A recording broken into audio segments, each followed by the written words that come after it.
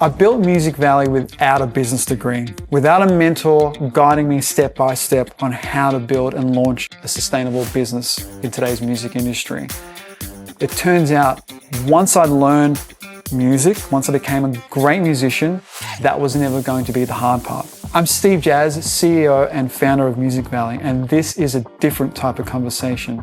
Sometimes it's just you and me, and sometimes it'll be me and the team, and might bring in a couple of guests. Here's the part that nobody tells you when you launch a business. You can master your craft, spend years of perfecting your technique, the practice, the theory, but nobody actually tells you how music is going to pay for it.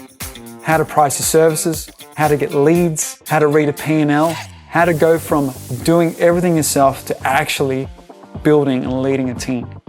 That's not a talent gap, that's an education gap.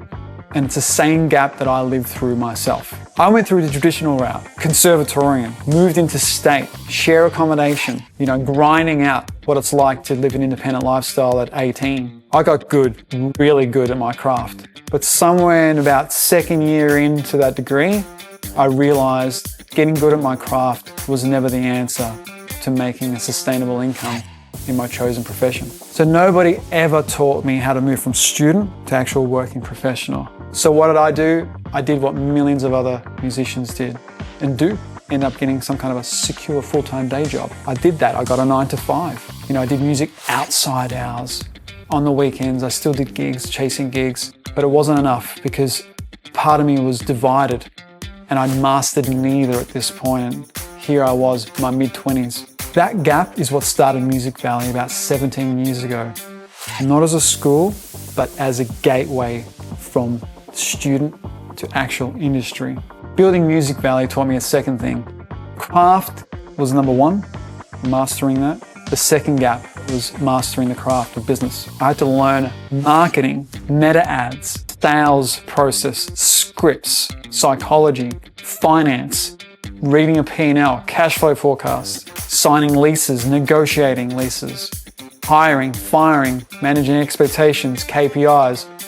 All these things came one after the other over the years. I had to build systems. I had to also learn to delegate and elevate, let go of the accounts, let go of the timetabling. Okay, that in itself is for a whole entire another episode. I got that wrong before I got it right. I got really excited in 2014 when one of the team members said, "Steve, I want to launch a second studio with you." I was like, "Great, let's do it." 6 months later, I realized the foundations that we built in studio number one weren't strong enough to support that level of growth. So I had to let that investment go. That's not a footnote in my story. That's one of the most valuable lessons, again, which I'm going to share with you. So here's how this works.